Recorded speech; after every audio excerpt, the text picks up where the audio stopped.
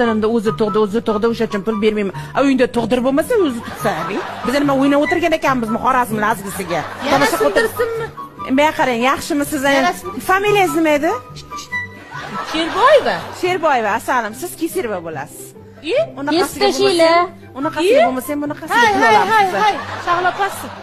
Men ikkita bolam o'zim tuqqanman. Men Kesirova demayman. Erim aytdi, agar Kesirova bo'lsang, oynasini sindiraman dedi. Menga qarang, menga desa shepirni ham sindirmaydim. Sog'liq o'zingizga kerak, jonim. Siz o'zingiz tug'a olmaysiz. Bir oson yo'lga o'tib oldinglar, Kesirova deb. Yoshingiz ham 40 dan o'tib qolganda. Shunday. Bola o'ralib qolgan kindigiga. Men bolamga aytaman, bolam o'ralma deyman.